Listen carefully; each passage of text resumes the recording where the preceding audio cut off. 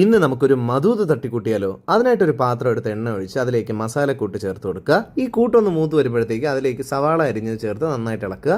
ഇഞ്ചിയും പച്ചമുളകും വെളുത്തുള്ളിയും കൂടെ നല്ലപോലെ മഷി പോലെ മിക്സിയിൽ അരച്ചെടുക്കുക. അത് നമ്മുടെ ഈ ഒരു കൂട്ടിലേക്ക് ചേർത്ത് നല്ലോണം ഇളക്കി യോജിപ്പിക്കുക.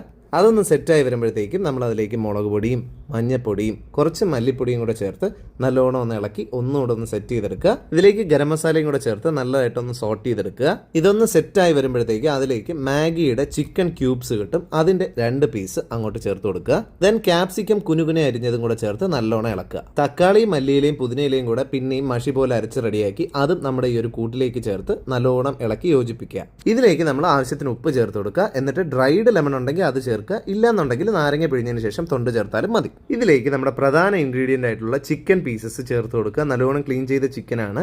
ദെൻ അത് നല്ലപോലെ ഇളക്കി യോജിപ്പിച്ചതിന് ശേഷം നമ്മൾ കുക്കർ അടച്ചു വെച്ച് ഒരു വിസിലിന് വേണ്ടി വെക്കുക.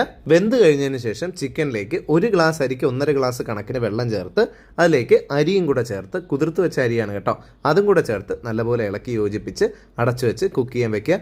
ഒരു വിസിൽ അടിച്ചതിന് ശേഷം ഓപ്പൺ ചെയ്യുമ്പോഴത്തേക്ക് നമ്മുടെ മധൂത് റെഡി ആയി കഴിഞ്ഞു. ഓപ്പൺ ആക്കുമ്പോൾ തന്നെ നല്ല മണമാണ് വരുന്നത്. ഭയങ്കര നമുക്ക് ഇങ്ങനെ കഴിക്കാനായിട്ട് ഭയങ്കര അപ്പറ്റൈസിങ് ആയിട്ട് തോന്നും. നമുക്ക് എന്തായാലും കഴിച്ചു നോക്കാം എങ്ങനെയുണ്ടെന്ന്. എൻ്റെ സൈഡ്സ് ആയിട്ട് നമ്മൾ വീട്ടിൽ തന്നെ ഉണ്ടാക്കിയ മയണൈസും മിൻറ്റ് ചട്നിയാണ്. എന്തായാലും അതിൻ്റെ ടേസ്റ്റ് എങ്ങനെയുണ്ടെന്ന് നോക്കാം. നല്ല സോഫ്റ്റ് ആയിട്ടുള്ള റൈസാണ്, ചിക്കനും നല്ല കുക്ക്ഡാണ്, വെറൈറ്റി ആയിട്ടുള്ള ഫ്ലേവറാണ്, മന്തിയിൽ നിന്നൊക്കെ മാറി വളരെ വെറൈറ്റി ആയിട്ടുള്ള ടേസ്റ്റി ആയിട്ടുള്ള ഒരു ഐറ്റമാണ്. എല്ലാവരും വീട്ടിൽ ട്രൈ ചെയ്ത് നോക്കുക. മറ്റൊരു റെസിപ്പി ആയിട്ട് കാണാം. അതൊരു kids me Jiju signing off. By.